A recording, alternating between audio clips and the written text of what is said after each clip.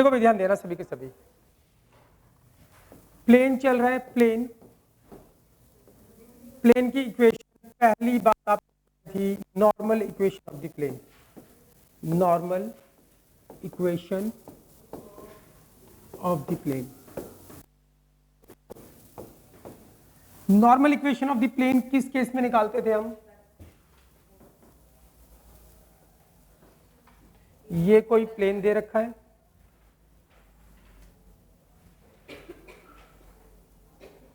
और ये ओरिजिन से प्लेन का परपेंडिकुलर डिस्टेंस दे रखा है d, और इसके ऊपर एक यूनिट वेक्टर दे रखा है n कैप।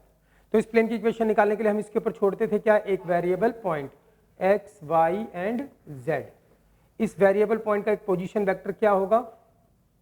r वेक्टर बोलते हैं उसको। तो इस प्लेन की इक्वेशन हम निकाल सकते हैं normal equation of the plane in vector form. Vector form में क्या थी normal equation? r vector dot n cap equals to d। n cap क्या होता है? Unit vector. क्या होता है?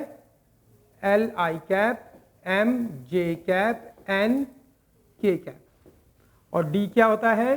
Perpendicular distance from the origin, perpendicular distance from the origin, from the origin to the plane, origin से perpendicular distance plane का। ये थी वेक्टर फॉर्म में। इसके बाद है कार्टेशियन फॉर्म। नॉर्मल इक्वेशन ही कार्टेशियन फॉर्म में क्या होगी? Lx plus my plus nz equals to d। L m n क्या होते हैं? डायरेक्शन कोसाइन, किसके? यूनिट वेक्टर के। और d क्या होता है? ओरिजिन से परपेंडिकुलर डिस्टेंस। तो ये मैंने आपको पिछली क्लास में बताया था, where L m n r direction cosine of किसके? n कैप के, यूनिट वेक्टर के, एंड d वही perpendicular distance, d perpendicular distance होगा ओरिजिन से टू द प्लेन। ये आपको बताई गई थी point number 1। Point number 2, point number 2 है general equation of the plane. ये फाइनली आपको याद रखना है, मैंने आपको इसको डेरिवेशन बताया है। General equation of the plane, general equation of the plane, plane की जनरल इक्वेशन। तो जनरल इक्वेशन क्या होती थी? In vector form.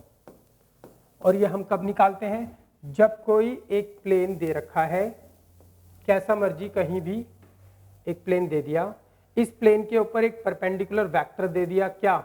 n vector. Plane के ऊपर क्या दे रखा है? एक परपेंडिकुलर वेक्टर, और ये प्लेन किसी एक गिवन पॉइंट से पास करता है, x1, y1 एंड z1।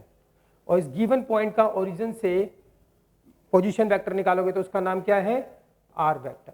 तो इसकी sorry a vector given point का, और इसके ऊपर छोड़ेंगे एक variable point x, y and z। इसका पोजीशन वेक्टर क्या कहलाएगा? r vector. तो हम प्लेन की इक्वेशन निकाल सकते हैं। तो general equation of the plane vector form में क्या होती थी? बताओ, बताइए जल्दी से। कल ही करवाई थी। n vector dot r vector minus a vector is equals to क्या? Equals to 0, equals to 0। यह है वेक्टर फॉर्म में। एंड कार्टेशियन फॉर्म में, कार्टेशियन फॉर्म में इक्वेशन क्या थी? a x minus x1 b y minus y1 and c z minus z1 equals to 0। ये Cartesian form में। क्लियर है भाई? पॉइंट नंबर 2 हो गया। पॉइंट नंबर 3, 2 पॉइंट मैंने आपको कराए थे। ये पॉइंट नंबर 3 है equation of the plane, equation of the plane. देखो बच्चों, मेन जो क्वेश्चन है ना पेपर में आते हैं, मतलब तो ये याद रखना, कभी भी प्लेन की इक्वेशन की बात कर दे वो पेपर में बोलेगा find the equation of the plane. जैसे उसने बात कर दी ना find the equation of the plane, तो आपको चाहिए वो प्लेन एक पॉइंट से पास करे और उसके ऊपर परपेंडिकुलर वेक्टर। हमेशा जैसे ही बोल दे find the equation of the plane, तो मुझे क्या चाहिए कि वो प्लेन एक गिवन पॉइंट से पास करे और उसके ऊपर परपेंडिकुलर वेक्टर। दोनों ही चीजें क्वेश्चन में डायरेक्टली इनडायरेक्टली दे रखी होती है। बस हमें प्लेन की इक्वेशन निकालने के लिए क्या चाहिए, प्लेन एक गिवन पॉइंट से पास करे और उसके ऊपर परपेंडिकुलर वेक्टर। अगर आप एक गिवन पॉइंट पता लग गया आपको और एक परपेंडिकुलर वेक्टर पता लग गया तो हम प्लेन की इक्वेशन निकाल लेंगे। क्लियर है भाई? तो आपका फोकस हमेशा प्लेन की इक्वेशन में, जब भी प्लेन आ जाए, कैसा मर्जी प्लेन आ जाए, तो हमारा 99% प्लेन के क्वेश्चन में इसी पे फोकस रहता है कि हमें क्या चाहिए, एक पॉइंट और उसके ऊपर परपेंडिकुलर वेक्टर। कहता है equation of the plane if it passing through three non-collinear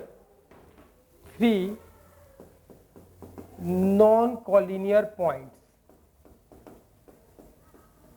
तो कहता है प्लेन की इक्वेशन निकालेंगे कब, जब ये पास करता है किससे, तीन नॉन कॉलिनियर पॉइंट से। ठीक है भाई? तो एक प्लेन है, ये पास करता है तीन नॉन कॉलिनियर पॉइंट से। नॉन कॉलिनियर मतलब एक ही लाइन में नहीं है। कहां एक ही लाइन में? अगर तीसरा पॉइंट इधर बना दो तो एक ही लाइन में हो जाएंगे। तो यदि कोई प्लेन तीन नॉन कॉलिनियर पॉइंट से पास करता है तो हम उस प्लेन की इक्वेशन निकाल सकते हैं। ये पॉइंट दे रखे हैं उसने, ए पॉइंट दे दिया x1 y1 z1, B point दे दिया उसने x2 y2 z2 और सी पॉइंट दे दिया उसने x3 y3 एंड z3। चलो Z3।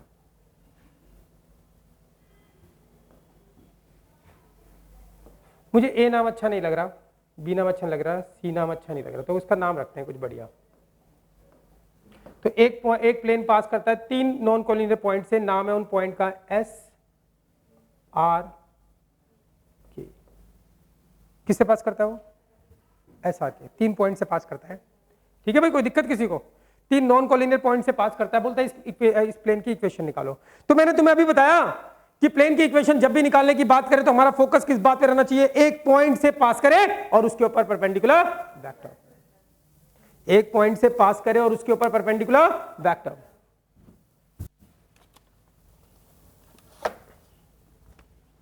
पेन देना, पेन।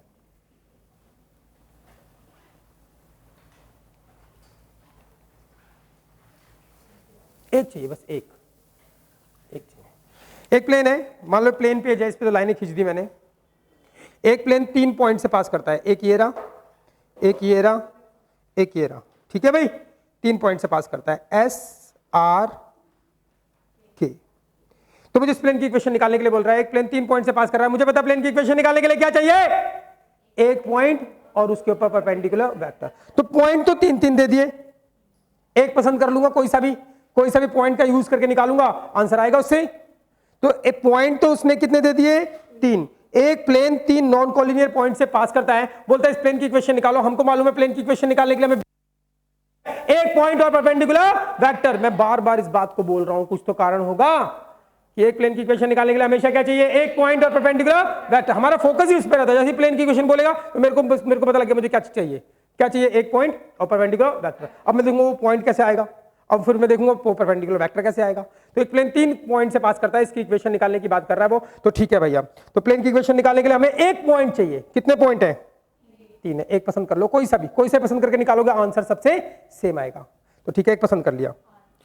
तो मुझे बोलता है कि प्लेन की इक्वेशन निकालनी है। प्लेन की इक्वेशन निकालने के लिए हमें चाहिए एक पॉइंट और परपेंडिकुलर वेक्टर। तो पॉइंट तो तीन तीन है, कोई पसंद कर लेंगे, लेकिन परपेंडिकुलर वेक्टर कैसे आएगा। अच्छा ठीक है बच्चों, can I find S R vector या R S vector? Can I find R K vector? कैसे, x2 माइनस x1 आई क्या y2 माइनस, ये वेक्टर निकल आएगा। कौन सा वेक्टर निकलेगा, आर एस वेक्टर निकल आएगा। और यहां से क्या निकल आएगा, आर के वेक्टर निकल आएगा। अगर मैं एस आर वेक्टर और S K vector, S R vector और एस के वेक्टर का क्रॉस प्रोडक्ट कर दूं, क्या कर दूं, दो वेक्टर का क्रॉस प्रोडक्ट करते हैं तो क्या आता है, एक वेक्टर। और वो कैसा वेक्टर होता है, इन दोनों वेक्टर के ऊपर परपेंडिकुलर। ये मैंने आपको वेक्टर में लिखवाया था, याद नहीं होगा। जब दो वेक्टर का डॉट करते हैं तो क्या आता है, दो वेक्टर का डॉट करते हैं तो क्या आता है, एक स्केलर क्वांटिटी। लेकिन दो वेक्टर का क्रॉस करते हैं तो एक वेक्टर आता है ना। लेकिन वो वेक्टर होता कैसा है, इन दोनों के ऊपर वो यहां वाला ये पेन निकलेगा, ये पेन निकलेगा। अगर ये जो पेन है इन दोनों वेक्टर के ऊपर परपेंडिकुलर तो ऐसा ही होगा, अगर दोनों वेक्टर पर परपेंडिकुलर तो प्लेन के ऊपर भी क्या होगा, परपेंडिकुलर। तो एक परपेंडिकुलर वेक्टर पता लग गया और 3 पॉइंट है, मुझे कितने पॉइंट चाहिए, 1 पॉइंट। तो 1 पॉइंट और परपेंडिकुलर वेक्टर का यूज करके पिछले वाला रूल जनरल इक्वेशन, मैं इक्वेशन निकाल लूंगा। अब चलते हैं, देखो आगे वो बोलता है इक्वेशन ऑफ द प्लेन निकालो passing through the 3 non collinear point.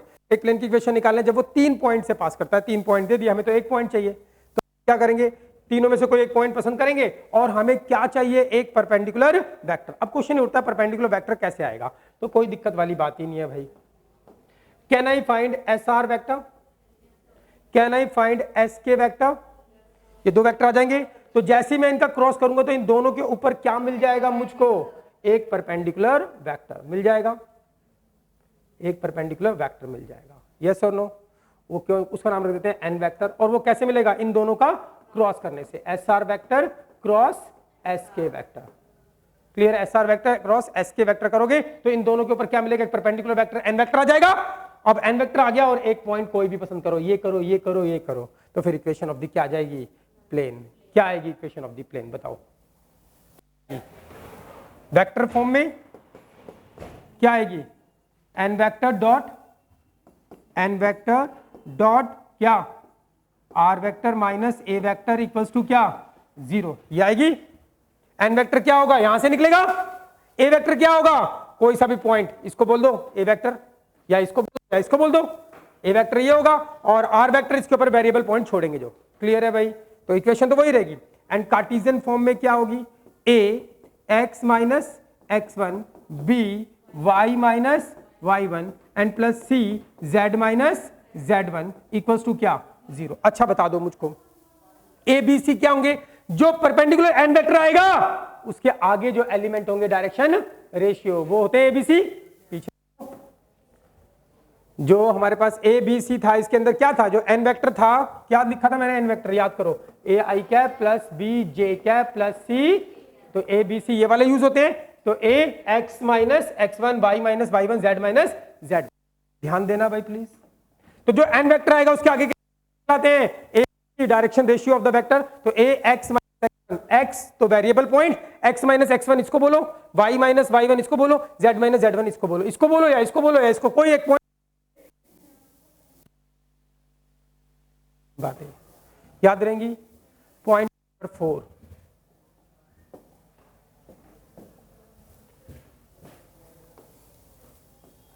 Equation of the plane. Point number 4 से पहले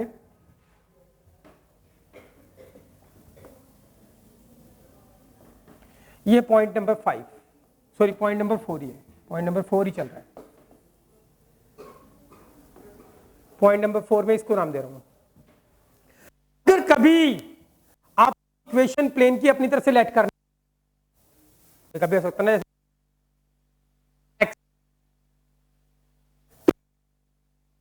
लेट करने पर जाए, तो मैं क्या लेट करूंगा, तो लेट करोगे, क्या लेट करोगे, जनरल इक्वेशन।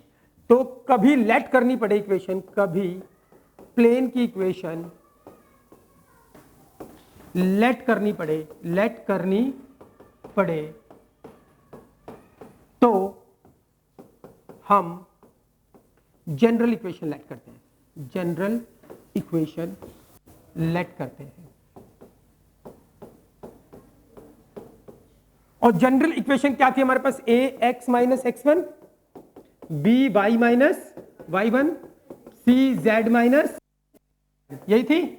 अगर इसको सिंप्लीफाई करूंगा तो क्या होगा, A X minus A x1 B Y minus B y1 and C Z minus C z1 equals to 0। इसको ढंग से लिखेंगे, A X plus B Y plus C Z, और इसको उधर ले जाओ तो ये क्या आएगा, प्लस का ए x1 हो जाएगा, ए x1 and plus B y1, इसको भी उधर ले जाओगे प्लस सी z1। तो देखो A X plus B Y plus C Z, और ये जो ए x1 बी y1 और सी z1, ए क्या होगा डायरेक्शन रेशियो, x1 क्या होगा गिवन पॉइंट, मल्टीप्लाई करोगे कांस्टेंट आएगा, बी क्या होगा डायरेक्शन रेशियो, y1 क्या होगा कोई पॉइंट दे रखा है वो, और सी क्या डायरेक्शन रेशियो और Z1 क्या गिवन पॉइंट, तो इसको जब मल्टीप्लाई करके प्लस करोगे तो कोई कांस्टेंट नंबर आएगा, क्या है कांस्टेंट नंबर। तो ax plus by plus cz equals to D बोल देते हैं, क्या बोल देते हैं डी। तो अगर कभी जनरल ऐड करनी पड़ेगी तो हमेशा ये करते हैं प्लेन की equation ax plus by plus cz equals to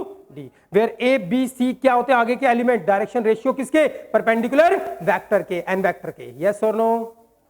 याद रहेगा भाई, जो बता रहा हूं उसको अच्छे से समझते रहो और याद कर लेना, क्वेश्चन में दिक्कत नहीं आएगी।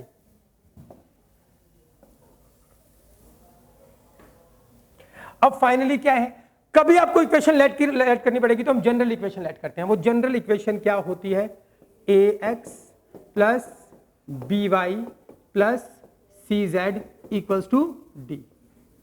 क्लियर है भाई, वेयर abc क्या होते हैं, abc are direction ratio of किसके, परपेंडिकुलर एन वेक्टर के, परपेंडिकुलर एन वेक्टर के डायरेक्शन रेशियो होते हैं। तो अगर इसको अगर ऐसे प्लेन दे रखा तो मैं इसको देख के परपेंडिकुलर वेक्टर बता सकता हूं, इसके ऊपर क्या होगा, क्या होगा A I cap B J cap and C K cap. Clear है भाई, अगर कभी प्लेन की इक्वेशन लेट करनी पड़ेगी तो हम लेट करते हैं कौन सी फॉर्म में, कार्टेशियन फॉर्म, ये लेट करनी है, वो वाली नहीं A X minus X one plus B Y minus Y one. General equation of the plane है क्या, यही तो general equation, A X minus X one B Y minus, general equation B Y minus Y one C Z minus Z one. लेकिन हम इसका simplified रूप late करते हैं, सिंप्लीफाइड रूप, इसी को तो सिंप्लीफाई करके आया था, क्या सिंप्लीफाइड रूप है, सिंप्लीफाइड रूप है ये A X plus B Y plus C Z, और इधर आ था A X one plus B Y one plus C Z one, और ए एक्स वन और बी वाई वन और सी जेड वन को मल्टीप्लाई करो तो कांस्टेंट आएगा, उस कांस्टेंट का नाम मैंने डी रख दिया, आपकी मर्जी, पी रखो क्यू रखो कुछ भी रखो।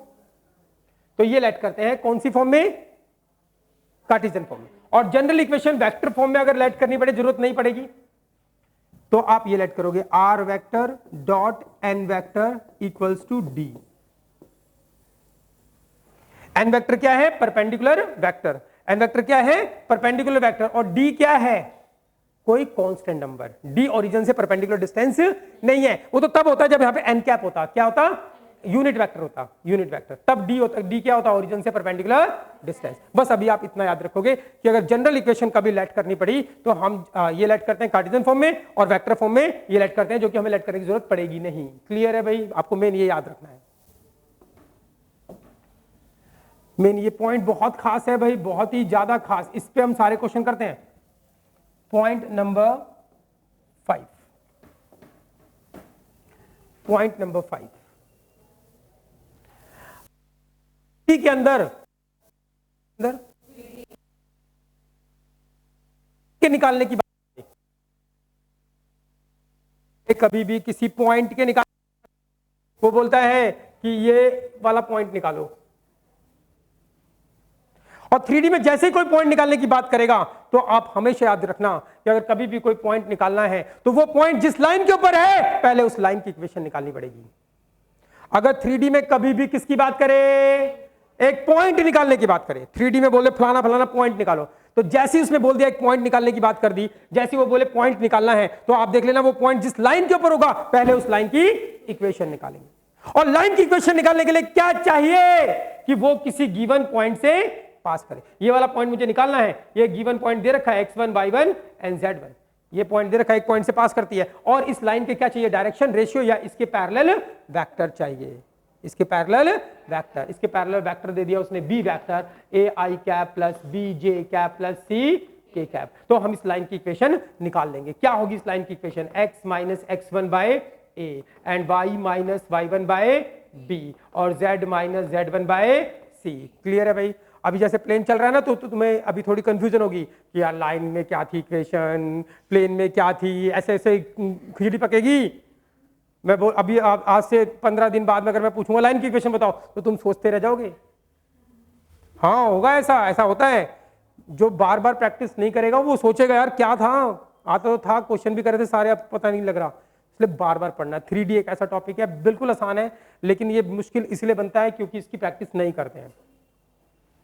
तो अब जो मेरे कॉन्सेप्ट हैं, वो बस आप पकड़ के बैठ जाओ कि ये कॉन्सेप्ट हमें अच्छे से आते हैं और याद है।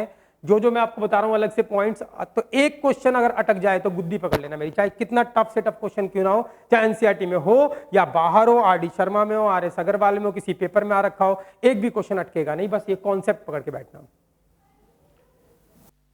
चलिए भाई, मैंने आपको क्या बताया, अगर 3D में कभी भी किसी पॉइंट के निकालने की बात करेगा, किसकी बात करेगा, पॉइंट के निकालने की, तो वो पॉइंट जिस लाइन के ऊपर होगा तो पहले उस लाइन की इक्वेशन निकालेंगे। अब मुझे पता लगा पॉइंट निकालना है तो देखना है पॉइंट किस लाइन के ऊपर है, तो जिस लाइन के ऊपर है पहले उस लाइन की इक्वेशन निकालने के लिए क्या चाहिए, वो लाइन किसी गिवन पॉइंट पास करे और उसके पैरेलल वेक्टर। ये लाइन गिवन पॉइंट से पास करते हैं, इसके पैरेलल वेक्टर दे दिया तो इस लाइन की इक्वेशन में पता है x - x1 a, y - y1 b और z - z1 c। अब मुझे तो ये पॉइंट निकालना है, तो इस पॉइंट का नाम रख लेते हैं एक्स वाई जेड। क्या नाम रख लेते हैं, एक्स वाई जेड। तो अब कैसे निकालें एक्स वाई जेड, तो ये क्या था याद करो, हमने सॉल्व किया था, ये लैम्डा था, क्या था ये, तो इसको एक बार लैम्डा के बराबर रखते हैं, तो क्या आएगा x - x1 a बराबर लैम्डा। तो x बराबर क्या आएगा बोलो, a लैम्डा प्लस x1, यही आएगा।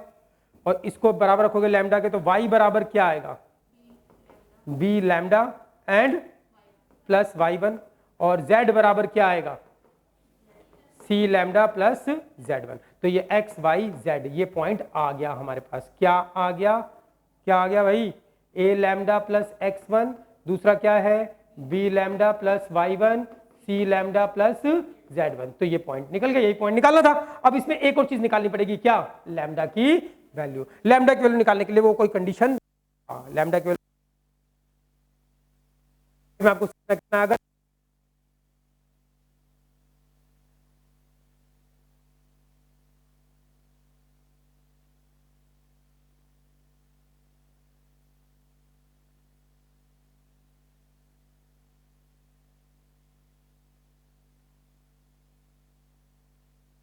उसको लैम्डा के इक्वल रख के वो एक्स वाई जेड पॉइंट आ जाएगा, फिर लैम्डा की वैल्यू निकालने के लिए कुछ कंडीशन देगा क्वेश्चन के अंदर।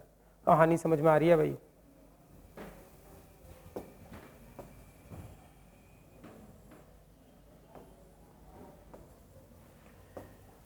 तो भाई any point in 3D space, अभी आपको किसी किताब में लिखा नहीं मिलेगा भाई, तो बस आप इसको समझ लो। यदि कोई पॉइंट निकालना है ये वाला, और इस लाइन के ऊपर है ये वाला पॉइंट फाइंड करना मुझको, एक्स वाई जेड ये निकालना है। कभी भी पॉइंट निकालने की बात आए, पॉइंट निकालने की बात आए,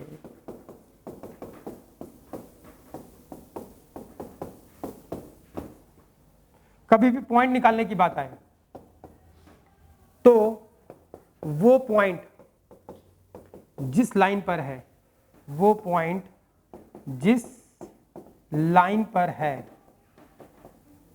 लाइन पर है, पहले उस लाइन की इक्वेशन निकालेंगे। कैसे निकालते लाइन की इक्वेशन, पहले उस लाइन की इक्वेशन निकालेंगे। अब लाइन की इक्वेशन निकालने के लिए क्या चाहिए, अब लाइन की इक्वेशन निकालने के लिए क्या चाहिए, अब लाइन की इक्वेशन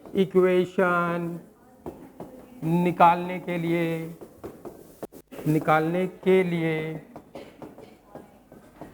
क्या चाहिए,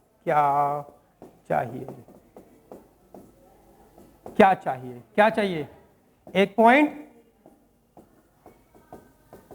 एंड पैरेलल वेक्टर या डायरेक्शन रेशियो।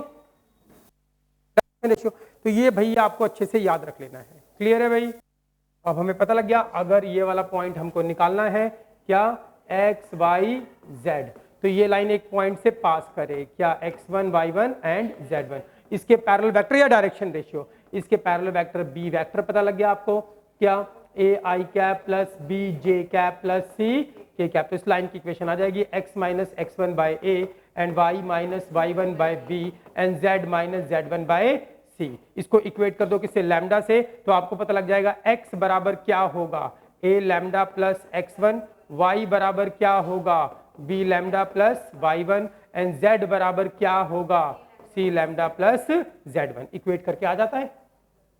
क्लियर है भाई, याद रहेगा ये। कितने पॉइंट हो गए? 5 हो गए। चलो आज के लिए इतना ही बहुत है। इतना बहुत मतलब पॉइंट्स के मामले में भी क्वेश्चन कर रहे हैं। तो एक बारी रिकॉल कर लेते हैं हम सारा।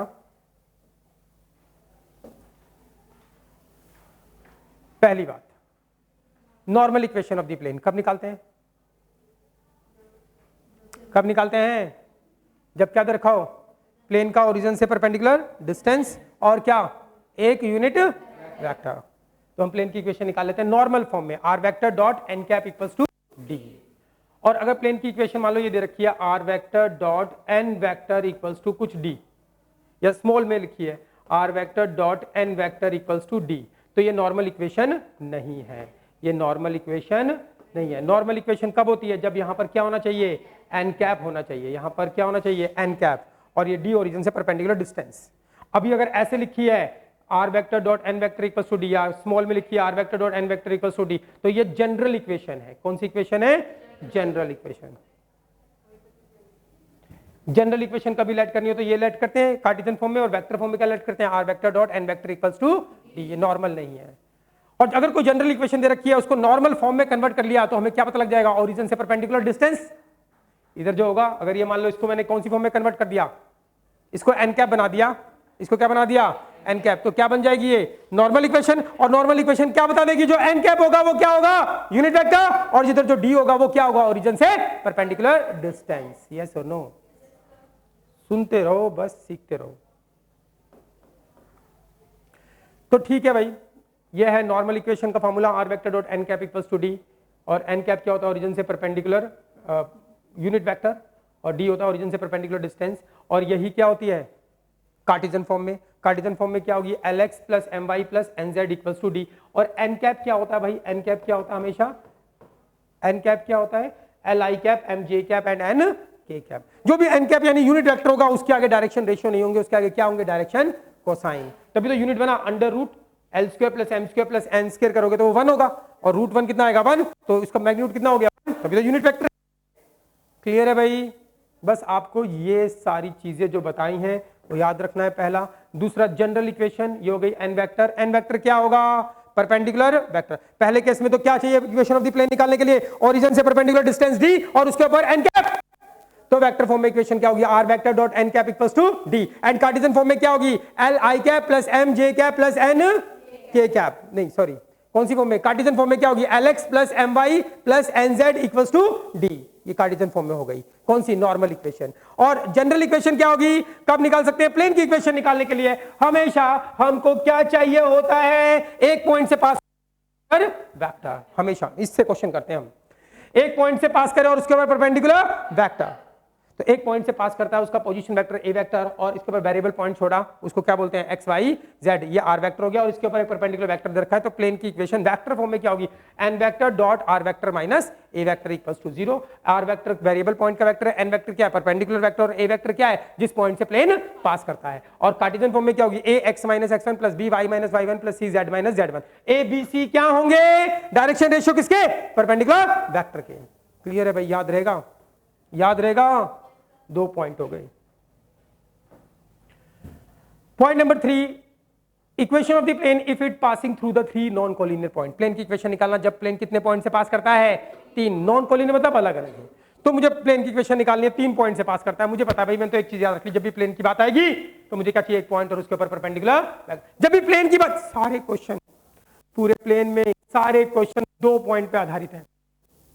एक तो प्लेन की इक्वेशन निकालने के लिए बोलेगा, या कोई पॉइंट निकालने के लिए बोलेगा। पॉइंट निकालने के लिए बोलेगा तो आपको क्या बात याद करनी है? ये वाली बात पॉइंट निकालने के लिए बोलेगा। और इक्वेशन निकालने के लिए बोलेगा तो क्या चाहिए आपको? एक पॉइंट और परपेंडिकुलर वेक्टर। दोनों ही चीजें क्वेश्चन में डायरेक्टली इनडायरेक्टली दे रखी होती है, आपको पता लगाना होता है बस। एक पॉइंट और परपेंडिकुलर वेक्टर, तो ये आ जाएगी वेक्टर फॉर्म में। ये वही जनरल वाला है, बस हम एक पॉइंट और कोई भी पसंद करेंगे। और परपेंडिकुलर वेक्टर कैसे निकला वो हमने दिमाग लगाया कि इसका क्रॉस करेंगे तो परपेंडिकुलर वेक्टर आता है।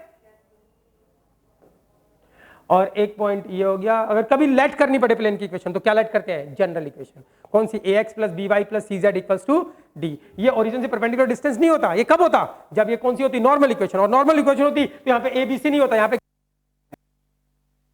इन तीनों का स्क्वायर इन सम। तो जनरल इक्वेशन होती है ये ax plus B Y plus C Z equals to D. और वेक्टर फॉर्म में लेट करनी पड़े जनरल इक्वेशन तो ये लेट करते हैं R vector dot N vector equals to D. Clear? इसमें और उसमें अंतर है, पता लग गया ना? क्या नॉर्मल में क्या होगा? Lx plus M Y plus N Z equals to D. D capital लिख दो, कोई दिक्कत नहीं है। और वेक्टर में क्या होगा? नॉर्मल में R vector N cap equals to D. यही होगा। अब दोनों एक जैसे लग रहे हैं, लेकिन दोनों में अंतर क्या है? ये नॉर्मल है और वो यहां पे क्या मिलेगा? एन कैप, तो नॉर्मल बनेगी। लेकिन यहां पे तो कोई एन वेक्टर मिलेगा। एन वेक्टर क्या? Perpendicular vector. ओरिजिन से परपेंडिकुलर यूनिट वेक्टर नहीं। यस और नो? ये थोड़ा सा टाइम लगता है इनको सीखने में, बस एक बार आ जाता है तो फिर हम क्वेश्चन करते रहते हैं। और ये तो बहुत ही अच्छा पॉइंट है। एक और चीज याद रखो, तुमने कभी किसी लड़की को देखा है? सभी देखते हैं अपने आप को, है ना? कुछ वैसे देख लेते होंगे। देखो, अगर किसी लड़की ने कोई बिंदी लगा रखी है ना अपने माथे पे, तो ना वो उसको अच्छी लग रही होगी, तभी लगा रखी है ना? अरे बिंदी लगा रखी होगी तो उसको अच्छी लग रही होगी ना। एक बार ही बोल दो अच्छी नहीं लग रही तो उतार के ड्रेसिंग टेबल के शीशे चिपका देगी। तो अगर किसी लेडीज ने अपने माथे पे कोई बिंदी लगा रखी है तो उसको क्या करती है? सेटिस्फाई। तो आपको याद रखना है, ये बहुत ही खास पॉइंट है कि अगर किसी के ऊपर भी कोई पॉइंट है, कहीं पर कोई भी कर्व हो, कोई एक पॉइंट है, मान लो ये 1 2, ये सर्कल है, X square plus Y square equals to 5, ये है सर्कल। तो ये अगर ये पॉइंट इस सर्कल के ऊपर है तो इसकी इक्वेशन को क्या करेगा? सेटिस्फाई। सेटिस्फाई करने का मतलब x की जगह 1 और y की जगह 2, तो 1 का स्क्वायर एंड यहाँ पे 2 रखोगे तो कितना आएगा? 5 बराबर 5, तो सेटिस्फाई करना है। तो आपको ये पॉइंट याद रखना है। क्लियर है भाई? याद रहेगा। अब हम क्वेश्चन स्टार्ट करेंगे। क्वेश्चन बिल्कुल आसान है। मैंने आपको कितने पॉइंट कराए आज? 5 ही तो कराए हैं, बिंदी मिलाकर 6। और जितने भी पॉइंट हो 10 या 12 पॉइंट हैं, सारे पॉइंट्स समझ के अच्छे से आपको याद होना चाहिए। और एक भी क्वेश्चन अगर उससे बाहर आ जाए, कुछ बचता ही नहीं कॉन्सेप्ट, एक भी क्वेश्चन उससे बाहर आ जाए तो बता देना मुझको। हमने क्वेश्चन पढ़ेंगे, देखते हैं क्या बोल रहे हैं। कह रहा find the vector equation of the plane. Plane की कौन सी इक्वेशन निकालो? Vector equation which is at a distance of 6/√29 from the origin. कह रहा प्लेन की इक्वेशन निकालनी है जिस प्लेन का ओरिजिन से डिस्टेंस कितना बता दिया उसने? तो d बता दिया कितना? 6/√29। ये तो समझ में आ रहा था ना भाई? बोल रहा है, कह रहा find the vector equation of the plane which is at a distance of 6/√29 from the origin. Plane की इक्वेशन निकालो जो कितनी दूरी पर है? 6/√29। कहां से? ओरिजिन से। और डिस्टेंस हमेशा परपेंडिकुलर होता है। जब तक कुछ ना बोले तो डिस्टेंस इज ऑलवेज परपेंडिकुलर। मेरा इस दीवार का डिस्टेंस लेना हो तो मैं पागल होऊंगा अगर मैं उस कोने से दीवार का डिस्टेंस लूं। तो डिस्टेंस हमेशा क्या नापेंगे? परपेंडिकुलर। क्लियर है भाई? Find the vector equation of the plane which is at a distance of 6/√29 from the origin. Plane की इक्वेशन निकालो जिसका डिस्टेंस ओरिजिन से कितना है? 6/√29 एंड इट्स नॉर्मल। नॉर्मल मतलब परपेंडिकुलर। नॉर्मल मतलब क्या होता है? And its normal vector from the origin is this. और इसका नॉर्मल वेक्टर दे दिया, यूनिट वेक्टर नहीं दिया। क्या दे दिया? नॉर्मल वेक्टर, यानी परपेंडिकुलर वेक्टर दे दिया। डी के ऊपर ही, डी के ऊपर क्या दे दिया? Perpendicular vector. तो उसने हमें क्या बताया? N vector, perpendicular vector. देख लो क्या बोलता है, कहता है find the vector equation of the plane. Plane की वेक्टर इक्वेशन निकालो which is at a distance of 6/√29 from the origin. जिसका ओरिजिन से डिस्टेंस कितना है? 6/√29 and its normal, and its, और इसका नॉर्मल वेक्टर कितना है? From the origin. ओरिजिन से नॉर्मल वेक्टर, कहां से नॉर्मल वेक्टर? ओरिजिन से नॉर्मल वेक्टर मतलब नॉर्मल मतलब परपेंडिकुलर वेक्टर। क्या बता दिया उसने? बताओ। 2i cap minus 3j cap minus 3j cap plus 4 ये दे रखा है। तो हमें इसकी वेक्टर इक्वेशन निकालनी, निकाल दें। तो वेक्टर इक्वेशन निकालने के लिए हमें क्या करना है? इसके ऊपर एक वेरिएबल पॉइंट छोड़ देना है। तो छोड़ देते हैं x, y एंड z। कोई दिक्कत भाई किसी को? नॉर्मल फॉर्म में निकाल लेता हूं मैं। कौन सी फॉर्म में? जब ये दोनों चीजें दी होती हैं नॉर्मल फॉर्म में निकालते हैं तो हमारे पास क्या गिवन है? बोलो। d गिवन है। क्या? d कितना है? 6/√29। और क्या दे रखा है? n वेक्टर दे रखा है। क्या? 2i cap minus 3j cap plus 4k cap. लेकिन मुझको n वेक्टर नहीं चाहिए, मुझको तो लाल जो बता दे यूनिट वेक्टर कैसे निकालेंगे। तो n कैप इक्वल्स टू आ जाएगा n वेक्टर को n वेक्टर के मैग्नीट्यूड से क्या कर दो, डिवाइड। तो इसका मैग्नीट्यूड निकाल लेते हैं अलग से। तो n वेक्टर का मैग्नीट्यूड क्या होगा, अंडर रूट 2 का स्क्वायर प्लस माइनस 3 का स्क्वायर प्लस 4 का स्क्वायर। तो कितना हो गया, 4 9 4 13, 13 और 16, 13 16 29, 29। तो हमारे पास ये n कैप आ रहा है। 29 सबके नीचे लिखोगे तो 2/√29 i cap minus 3/√29 j cap and plus 4/√29 k cap. तो ये n कैप भी आ चुका, d भी आ चुका है। अब हम निकाल देते हैं प्लेन की equation, normal equation of the plane in vector form. तो normal equation of the plane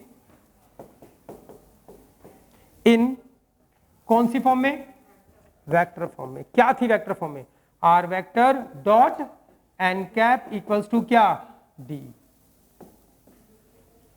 तो आर वेक्टर लिखते हैं dot N cap. N cap क्या निकाला भाई, ये रहा 2/√29 I cap and minus 3/√29 J cap and 4/√29 K cap is equals to D. D कितना है, 6/√29। ये कौन सी फॉर्म होगी, normal equation of the plane in vector. यही तो थी R vector dot N cap equals to D. अगर आप √29 एलसीएम करके यहां से √29 काट दो तब भी इक्वेशन ऑफ द प्लेन रहेगी, जनरल होगी। क्या होगी, जनरल इक्वेशन आर वेक्टर, फिर ये क्या होगा, एन वेक्टर इक्वल्स टू क्या, डी। नहीं आई बात समझ में, लेकिन कौन सी निकाली मैंने, जब ओरिजिन से परपेंडिकुलर डिस्टेंस दे रखा हो तो नॉर्मल निकाल लेते हैं, और इस √29 को काट दोगे अगर तो क्या आएगा, तब भी वेक्टर फॉर्म में इक्वेशन है, लेकिन यहां पे एन कैप नहीं है, फिर क्या है, यहां पर एन वेक्टर है और वो परपेंडिकुलर वेक्टर हो गया। तो फिर कौन सी, और ये डी ओरिजिन से परपेंडिकुलर डिस्टेंस नहीं होगा, √29 काट दोगे तो 6 आएगा। तो वो क्या होगी, general equation of the plane. तो ये कौन सी है, normal equation of the plane in vector form. अगर मुझे क्या निकालनी हो, कार्टेशियन फॉर्म में। कौन सी फॉर्म में, तो कार्टेशियन फॉर्म में क्या थी बोलो, आगे के एलिमेंट क्या होंगे, एल एम एन।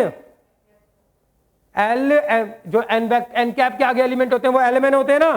तो कार्टेशियन फॉर्म में नॉर्मल इक्वेशन क्या थी, L X plus M Y plus N Z equals to क्या, डी। अब बताओ एल एम एन क्या है, एल एम क्या थे, क्या है 2/√29 एक्स, एम क्या था माइनस 3/√29 वाई, एन क्या है 4/√29 z इक्वल्स टू डी क्या है 6/√29। तो ये क्या है बताओ, आगे एल एम एन है, तो ये क्या है, normal equation of the plane in Cartesian form. इसको अगर मुझे normal equation of the plane Cartesian form में इसको जनरल फॉर्म में कन्वर्ट कर 29 क्या करो, काट दो, तो जनरल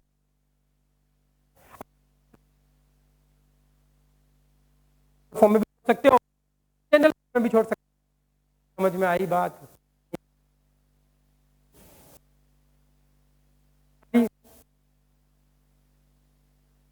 है। और हो गया ना, सारा पूरा हो गया ना। और क्या बोल रहा था इसके अंदर, अच्छा कार्टेशियन फॉर्म में भी निकाल दो, दी कार्टेशियन में निकाल दी। ये बोलता है फाइंड द डायरेक्शन कोसाइंस, क्या निकालो, direction cosine of the unit vector perpendicular to the plane. इस प्लेन के ऊपर क्या है, एक perpendicular unit vector passing through the origin. वो कहां से पास कर रहा है, ओरिजिन से, यानी नॉर्मल की बात हो रही है। अरे हाँ या ना। तो अगर मैं इस प्लेन की इक्वेशन को नॉर्मल फॉर्म में कन्वर्ट कर दूं, कौन सी फॉर्म में, नॉर्मल फॉर्म क्या होती है, आर वेक्टर, नॉर्मल फॉर्म क्या होती है भाई, R vector dot N cap equals to D. तो यहां पे अगर यूनिट वेक्टर आ गया तो ये क्या होगा, ओरिजिन से परपेंडिकुलर यूनिट वेक्टर, और ये इस तरफ क्या आएगा, ओरिजिन से परपेंडिकुलर डिस्टेंस। यस और नो। चलो इससे पहले हम एक बात सीखते हैं, ये कौन सी इक्वेशन आई मेरे पास, ये नॉर्मल इक्वेशन है नॉर्मल, ये नॉर्मल इक्वेशन है। अगर मैं इसको काट दूं √29 को तो क्या हो जाएगा, आर वेक्टर, तो जनरल इक्वेशन बन जाएगी आर वेक्टर डॉट क्या 2 i cap minus 3 j cap and 4 k cap, √29 cut गया इक्वल्स टू 6। ये कौन सी इक्वेशन है? जनरल। अगर मुझे इसको वो बोले कि एक प्लेन की इक्वेशन दे दी, वो बोले बताओ ओरिजिन से परपेंडिकुलर यूनिट वेक्टर क्या होगा। ये प्लेन है जनरल, तो बोलता बताओ ओरिजिन से परपेंडिकुलर यूनिट वेक्टर क्या होगा। क्या करोगे? इसको दोनों तरफ इसके मैग्नीट्यूड से क्या कर दो? डिवाइड। तो 2 का स्क्वायर प्लस माइनस 3 का स्क्वायर एंड 4 का। क्यों कर रहा हूं? क्योंकि मुझे पता है ये एन वेक्टर है, एन वेक्टर को अगर एन वेक्टर के मैग्नीट्यूड से डिवाइड करूंगा तो एन क्या बन जाएगा? इस तरफ करोगे तो इस तरफ भी करोगे, इसी से डिवाइड, तो ये क्या आ जाएगा हमारे पास? आर वेक्टर डॉट, ये वही आ जाएगा क्या? 2 by √29 I cap and minus 3 by √29 J cap and 4 by √29 K cap, और इधर क्या आ जाएगा? 6 बाय √29। तो ये जनरल इक्वेशन थी। हमने क्या किया? इसके मैग्नीट्यूड से दोनों तरफ क्या कर दिया? डिवाइड। तो कौन सी फॉर्म में कन्वर्ट हो गई? नॉर्मल फॉर्म में। कौन सी फॉर्म में कन्वर्ट हो गई? अब बताओ इसके ऊपर परपेंडिकुलर यूनिट वेक्टर क्या होगा? ये रहा परपेंडिकुलर यूनिट वेक्टर। ओरिजिन से परपेंडिकुलर डिस्टेंस कितना होगा? 6 बाय √29। नहीं आई बात समझ में? समझ में आई बात भाई? पक्की बात है? तो ठीक है, थोड़ा सा तुम्हें अभी दिक्कत होगी, वो होती है सबको, लेकिन प्रैक्टिस कर लोगे, बार बार इस वीडियो को भी देख लेना तो आ जाएगा। ये रहा, एक दो क्वेश्चन करते हैं फिर रिपीटिशन स्टार्ट हो जाएगा। एक बार 12 पॉइंट है, 12 पॉइंट एक बार करा दिए, फिर वो पूरे चैप्टर के अंदर वही 12 पॉइंट आते रहेंगे घूम फिर के। 12 पॉइंट आएंगे, 12 पॉइंट आएंगे, तो 12 पॉइंट बार बार बार देंगे, उसको पक्का करना है। ये रहा क्वेश्चन, क्या बोलते हैं? Find the direction cosine of unit vector. Question समझ के बताओ। डायरेक्शन कोसाइन निकालो किसके? यूनिट वेक्टर के। यूनिट वेक्टर कैसा है? Perpendicular to the plane. इस प्लेन के ऊपर क्या है? Perpendicular passing through the origin. तो ऐसे कोई मान लो प्लेन दे रखा, जैसे मर्जी बना लो, तुम्हारी मर्जी है। ऐसे कोई प्लेन दे दिया, ये रहा मान लो, ऐसे बना लिया मैंने, ठीक है भाई। और ओरिजिन से परपेंडिकुलर यूनिट वेक्टर के डायरेक्शन कोसाइन मुझको निकालने हैं। क्या? Find the direction cosine of unit vector. Unit vector perpendicular to this plane, इस प्लेन के ऊपर परपेंडिकुलर है एंड पासिंग थ्रू, कहां से करता है वो यूनिट वेक्टर? ओरिजिन से। और ये प्लेन की इक्वेशन दे रखी है, कौन सी? General equation. कौन सी है? प्लेन गिवन है, इक्वेशन ऑफ द प्लेन क्या है? आर वेक्टर डॉट क्या? 6i² minus 3j² minus 2k²। इस 1 को उधर ले जाओ तो क्या हो जाएगा? -1। कोई दिक्कत भाई? तो बताओ, नॉर्मल इक्वेशन है तो खास बात क्या होती है बताओ? तो इसका स्क्वायर इसका स्क्वायर इसका स्क्वायर करने से क्या मैग्नीट्यूड? नॉर्मल। तो इसको नॉर्मल फॉर्म में कन्वर्ट करने के लिए क्या करेंगे? इसके मैग्नीट्यूड से दोनों तरफ क्या कर दो, यहाँ पे क्या आ जाएगा? तो क्या होंगे? डायरेक्शन कोसाइन होगा। ओरिजिन से परपेंडिकुलर डिस्टेंस भी पता लग जाएगा, हाँ या ना? नॉर्मल फॉर्म में कन्वर्ट करते हैं तो क्या पता लग जाता है? ओरिजिन से परपेंडिकुलर यूनिट वेक्टर पता लग जाता है, और दूसरी तरफ जो आता है वो डी क्या होता है? ओरिजिन से परपेंडिकुलर डिस्टेंस होता है। यस और नो? अब सुनो मेरी बात, ये प्लेन की इक्वेशन दे रखी है, जनरल, हमेशा जनरल देगा। जनरल इक्वेशन दे रखी है, वो बोलता है क्या निकालो? डायरेक्शन कोसाइन किसके? Unit vector, perpendicular unit vector के डायरेक्शन कोसाइन निकालने को मैं नॉर्मल फॉर्म में कर, लेकिन मुझे पता है यहाँ पे क्या होना चाहिए? एन कैप होना चाहिए। अभी क्या है? एन वेक्टर है। और यहाँ पे क्या होना चाहिए? डिस्टेंस, ओरिजिन से परपेंडिकुलर डिस्टेंस। अब इस तरफ जो डिस्टेंस है, डिस्टेंस हमेशा क्या होता है बच्चों? पॉजिटिव। क्या होता है हमेशा? डिस्टेंस। लेकिन इस तरफ नेगेटिव लगा है, तो माइनस को दोबारा इधर लेके आओ। माइनस को क्या करो? मल्टीप्लाई। माइनस को मल्टीप्लाई करोगे तो 8 डॉट से अंदर माइनस मल्टीप्लाई हो जाएगा। यस और नो? या माइनस को इधर लेके आओ, माइनस से दोनों तरफ मल्टीप्लाई। इससे करोगे किसी लैम्डा से। किससे मल्टीप्लाई करते हैं? लैम्डा से। तुम्हें एक प्रॉपर्टी करेगी, lambda R vector dot A vector. तो क्या होता है? लैम्डा को या तो इन दोनों के डॉट से मल्टीप्लाई करो, या लैम्डा को इससे करो, या लैम्डा को इससे करो। तो मैं इस माइनस को किससे कर रहा हूं? अंदर। सारा वही खेल चल रहा है। तो अच्छा, मुझे क्या पागल कुत्ते ने काटा जो मैं माइनस को इधर ला रहा हूं? तो मुझे पता है नॉर्मल ओरिजिन से परपेंडिकुलर डिस्टेंस होता है, और डिस्टेंस हमेशा क्या होता है? पॉजिटिव। अगर मैं इसको नॉर्मल फॉर्म में कन्वर्ट कर भी दिया तो लेकिन डिस्टेंस क्या आएगा? नेगेटिव। तो गलत हो जाएगा। इसलिए अगर कभी नेगेटिव आ जाए तो नेगेटिव से दोनों तरफ मल्टीप्लाई कर दो, तो क्या हो जाएगा? आर वेक्टर डॉट, नेगेटिव को अंदर ले जाओगे तो क्या हो जाएगा? -6i cap plus 3j cap plus 2k cap equals to क्या हो गया? 1। अब ये जनरल इक्वेशन है, मुझे पड़ेगा इसको, इसके मैग्नीट्यूड से दोनों तरफ क्या करो? डिवाइड कर दो। तो डिवाइड इस तरफ भी करो। अब डिवाइड कर रहा हूं तो या तो इससे करो या इससे करो, वो लैम्डा वाले रूल से। इसके मैग्नीट्यूड से इस तरफ डिवाइड करते हैं, -6 का स्क्वायर प्लस 3 का स्क्वायर प्लस 2 का स्क्वायर, इधर भी कर दो अंडर रूट क्या -6 का स्क्वायर प्लस 3 का स्क्वायर प्लस 2 का स्क्वायर। थोड़ा सिंप्लीफाई करते हैं तो क्या आएगा हमारे पास आर वेक्टर डॉट, ये कितना आएगा 36 49 यानी 7 आ जाएगा। तो आर वेक्टर डॉट 7 सबके नीचे लिखो, -6/7 I cap and 3/7 J cap and 2/7 K cap, और यहां पे क्या हो गया 1/7, क्या हो गया यहां पर 1/, क्या ये नॉर्मल फॉर्म में कन्वर्ट हो गया? इसके एन वेक्टर था उसके मैग्नीट्यूड से डिवाइड कर दोगे, एन वेक्टर को अगर एन वेक्टर के मैग्नीट्यूड से डिवाइड करोगे तो एन कैप बन जाएगा ना, एन कैप आ चुका है। अब इनका स्क्वायर एन सब करके देखो बन ही आएगा, हाँ या ना, पक्की बात, ये नॉर्मल फॉर्म में कन्वर्ट हो गई। तो हमें पता लग गया अब एन कैप क्या होगा, क्या होगा N cap -6/7 I cap and 3/7 J cap and 2/7 K cap, और ओरिजिन से परपेंडिकुलर डिस्टेंस डी कितना होगा, लेकिन पूछ क्या रहा है कि परपेंडिकुलर वेक्टर के डायरेक्शन कोसाइन, डायरेक्शन कोसाइन क्या होंगे, ये डायरेक्शन रेशियो होंगे या डायरेक्शन कोसाइन होंगे, दोनों ही होते हैं, यूनिट वेक्टर में दोनों ही होते हैं, तो ये डायरेक्शन कोसाइन ही है, -6/7 एंड 3/7 एंड 2/7। बात समझ में आ गई भाई, पक्की बात है, पक्का, छक्के छूट गए। ये 3D है बच्चों, बिल्कुल आसान है, बस थोड़ी ज्यादा मेहनत करनी है, थोड़ी ज्यादा। अगला question, find the distance of the plane from the origin, इस प्लेन का ओरिजिन से क्या निकालो, डिस्टेंस। तो ये प्लेन दे रखा है कौन सी फॉर्म, हमेशा कौन सी में देगा, नॉर्मल में देगा। अगर मैं इसको सॉरी कौन सी में देगा, जनरल में, हमेशा मैक्सिमम प्लेन कौन सी में देगा, जनरल में। अगर मैं इसको नॉर्मल में कन्वर्ट कर लूं कौन सी में, तो इस तरफ होता है डी, वो क्या होता है ओरिजिन से परपेंडिकुलर डिस्टेंस ही होता है प्लेन का, अरे हाँ या ना। ठीक है, आपके पास गिवन है प्लेन की इक्वेशन, गिवन है इक्वेशन ऑफ द प्लेन, क्या है 2x - 3y + 4z, 6 को उधर ले जाओ, ये प्लेन की इक्वेशन है, अरे हाँ या ना, कौन सी है, जनरली तो है, general equation of the plane ax + by + cz = d, और अगर मैं यहां पे LMN बना दूं, क्या बना दूं, तो क्या हो जाएगी, अरे हाँ या ना।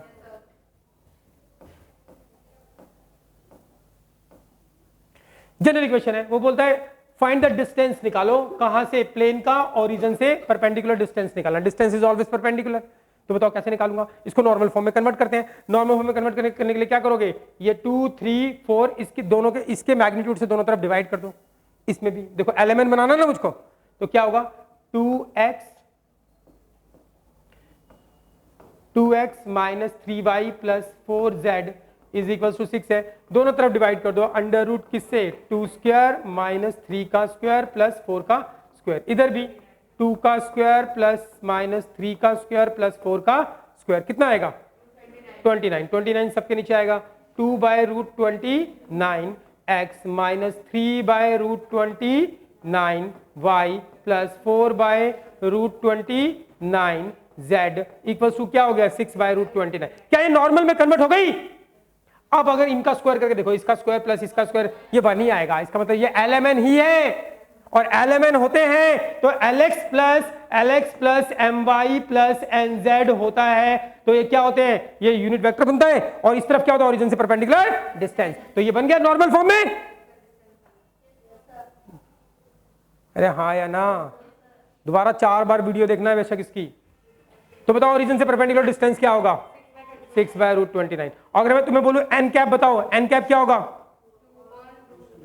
क्या होगा √2/√29 I cap - 3/√29 J cap and +4 भाई, ये LMN है ना, इससे ही तो बनता है एन कैप, क्या होगा 4/√29 जे के कैप। क्लियर है भाई।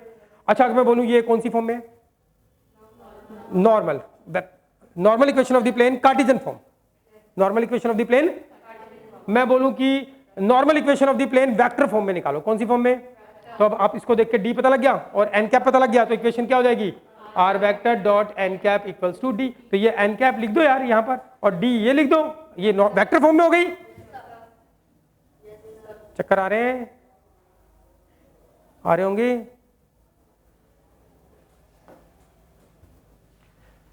चले भाई क्या बोलते हैं, थोड़ा स्पीड से करना ही पड़ेगा, हालांकि इतना स्पीड से मैं कभी नहीं कराता, लेकिन अभी मजबूरी है कि कराना पड़ रहा है, क्योंकि पता नहीं कभी भी कुछ हो सकता है, कभी भी बोल दे पेपर है, ऐसे हो सकता है।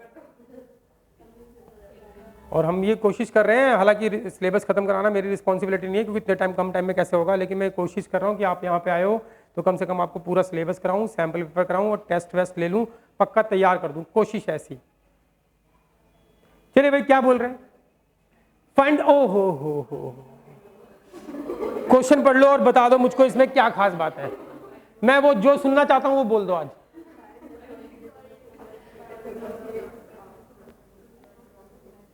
कोई भी वो बात बोल दे जो मैं सुनना चाहता हूं।